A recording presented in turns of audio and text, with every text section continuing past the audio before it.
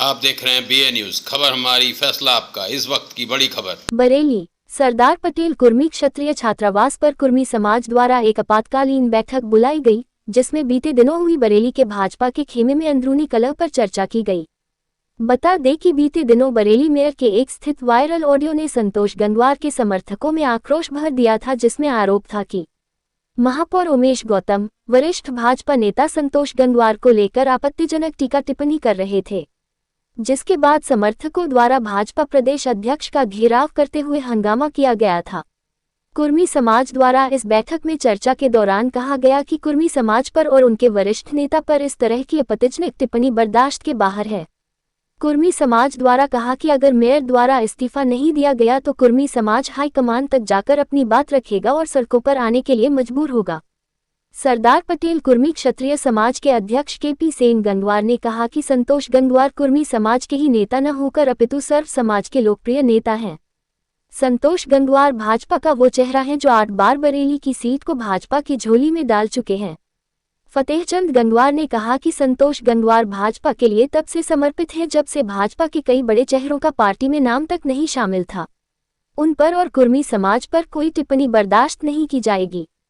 वहीं महामंत्री मूलचंद गंगवार ने कहा कि मेयर द्वारा इस आपत्तिजनक टिप्पणी से कुर्मी समाज में आक्रोश है।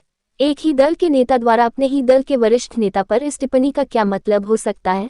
इससे साफ जाहिर होता है कि कुर्मी समाज के वरिष्ठ नेता के प्रति पार्टी के अंदर ही षड्यंत्र रचा जा रहा है, जबकि संतोष गंगवार स्वयं का टिकट कटने के बाद भी लगातार नए प्रत्याशी के लिए वोट की अपील कर रहे हैं और चुनाव कार्यालय का भी उद्घाटन अपने हाथों से कर रहे हैं।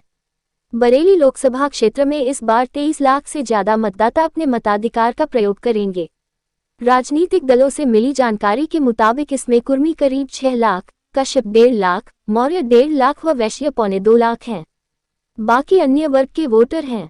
वहीं पीलीभीत की अगर बात की जाए तो पीलीभीत जिले में सदर विधानसभा क्षेत्र में लगभग 60 से 70 हजार, बीसलपुर विधानसभा क्षेत्र में 70 से 80 हजार, बरखेड़ा विधानसभा क्षेत्र में लगभग 30 हजार कुर्मी मतदाता हैं।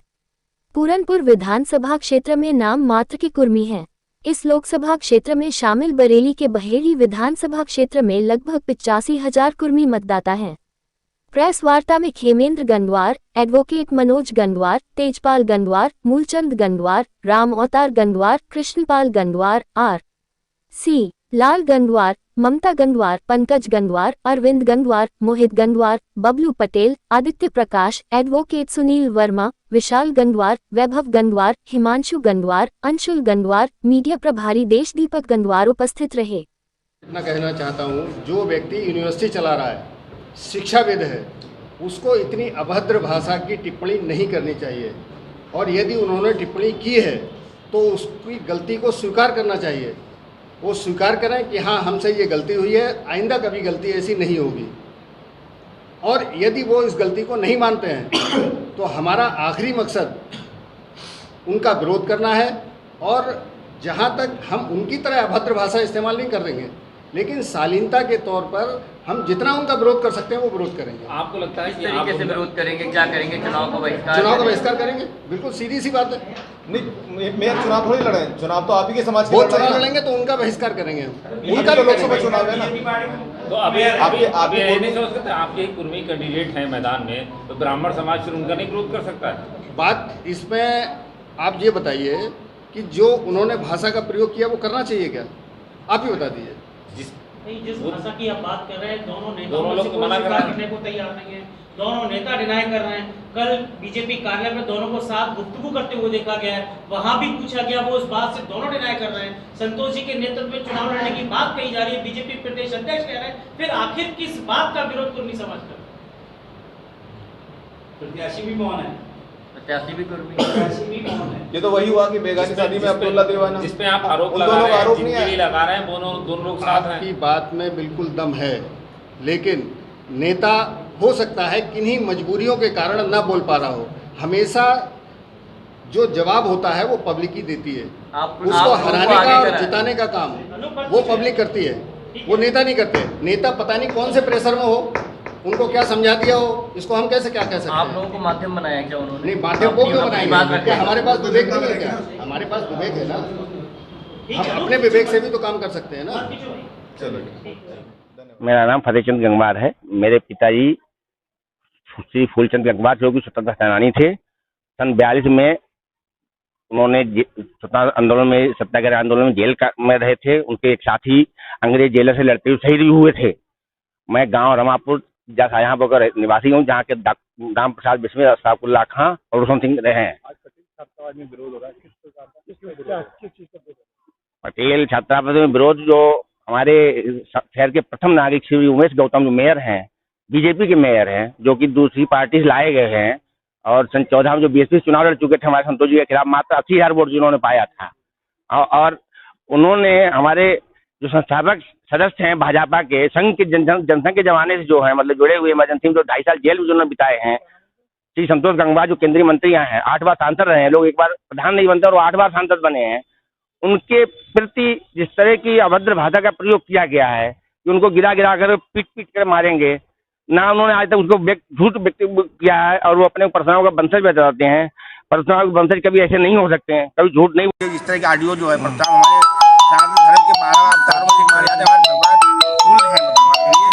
मेरा ब्राह्मण समाज ये जो बात को बनाया जा रहा है, कुर्मी कराया जा रहा है, नहीं है। ये विरोध उमेश गौतम का है, जो जिसकी जो डॉक्टरेट डिग्री लेने के बाद पीएचडी होल्डर होते हुए भी जो एक उनका जो संस्कार है, जिसकी वो जहाँ पैदाइश से मैं बहुत ज़्यादा नहीं बोलना चाहता हूँ, उस संस्कारों की वजह से उन्होंने जो भाषा बोली है उसका हम विरोध करते हैं। और विरोध यहाँ तक नहीं है, उनका इस्तीफा पार्टी मांग ले, इस्तीफा देना तो ठीक है, इस्तीफा नहीं देते हैं। अगर मान लीजिए चुन के आते हैं जनता से और वो इस्तीफा नहीं दे जाते हैं, मान लीजिए, तो हालांकि उनको वोट नहीं मिला, वोट बीजेपी की वजह से उनको वोट मिला था। उन्होंने कहा था हमने 1 किला ढा दिया है और हम पटक घर तक मारेंगे जा करके। अगर वो इस तरह हमारे जो पिता हमारे पितामह है, उनके लिए अगर ऐसी भाषा बोली जाए तो हमारे लोग कोई भी वाक़ रहना मतलब जो है मुश्किल है। और हम जो है मतलब केवल बड़ी लोकसभा का सीटें विरोध नहीं करेंगे, उनके मतलब जो है हम इस आंदोलन को चलाएंगे कुर्मी समाज का, जो हमारा 13% आबादी है पूरे देश में, और हमारे 13 करोड़ लोग जो है मतलब जो उनका जो विरोध करेंगे हर कीमत, मतलब जो है। और आप 40 लोकसभा सीटों पे मतलब भाजपा का विरोध करेंगे। अगर वो निष्कासित कर दे, हम तुरंत भाजपा के साथ हैं और सब, और उनका प्रचार चौगुनी गति से करेंगे। लेकिन अगर इनके खिलाफ कार्रवाई नहीं की जाएगी तो हम इस आंदोलन को लेके जाएंगे और हर सीट पे, हर बूथ पे इनका विरोध करेंगे। बीजेपी को, कमल का चिन्ह को वोट नहीं देंगे, नहीं देंगे, नहीं देंगे। हम किसी को नहीं लड़ाएंगे, हम बहिष्कार करेंगे। हम संघ के स्वयंसेवक हैं, यदि लड़ा नहीं सकते, लेकिन संघ की ये संघ की ये भी है विचारधारा कि संघ कभी भी मतलब जो ऐसे लोगों को नहीं रखेगा। मैं तो यहाँ तक मांग करता हूँ, इनकी जो बाहर से आए हैं, इनकी ईडी से जांच कराई जाए इनकी संपत्ति की, और इनका पता कराया जाए कि ये किस तरह शोषण करते हैं। बैठकर इनकी पूरी हिस्ट्री पता की जानी चाहिए। मैं प्रत्याशी के सामने ये बोला गया, प्रत्याशी ने एक शब्द नहीं बोला इस बारे में, इसलिए प्रत्याशी के प्रति भी मेरा आक्रोश है कि प्रत्याशी को इसका विरोध तो करना चाहिए था, कम से कम नहीं विरोध करते तो उठ के चले आना चाहिए था। तो प्रत्याशी जो हमारे पितामह के समान व्यक्ति का मतलब जो है, और उनकी सुन लीजिए, वो व्यक्ति ऐसे हैं कि इनको राजनीति लाने वाले वही हैं। अगर इनको टिकट दिलवाने में उनकी भूमिका थी, जो अगर ये टिकट जो 4 बार किसान का टिकट कटा था बहेड़ी में, और इनको टिकट, और जो व्यक्ति पार्टी निर्णय मुझे आपत्ति नहीं है, लेकिन ये भी मुझे आपत्ति जो मंत्री होते हुए राज्य सरकार में और अपना चुनाव नहीं बचा पाए, तो वो मतलब लोकसभा के चुनाव नहीं जीत सकते। ऐसे कमजोर प्रत्याशी को पार्टी ने क्यों चुना? मतलब क्या मतलब जो है इसमें कोई राजनीति है या पार्टी को गुमराह किया गया यहाँ के लोगों द्वारा, ऐसे ही लोगों द्वारा मतलब जो है। तो ये मीडिया मेरा लोकतंत्र का चौथा स्तंभ है। अगर मीडिया ही हमें बचाएगा और इस देश को, और मीडिया पर हमें पूरा भरोसा है। मीडिया के लोग जो इस तरह आए हैं, हम उनका बहुत नमन करते हैं। और इस्तीफा उनका नहीं होगा तब तक जो आप नहीं, इस्तीफा वो उनको देना चाहिए नैतिकता के आधार पर, कायदे में। अगर इस्तीफा नहीं देते हैं तो पार्टी में जो बीजेपी के हैं वो मेयर, बीजेपी को 6 साल की निष्कासित करने की जो नियमावली कहती है, उसे निष्कासित करना चाहिए ऐसे व्यक्ति के लिए। निष्कासित करते मुझे बाकी फिर मतलब नहीं है, बताऊँ आपके लिए।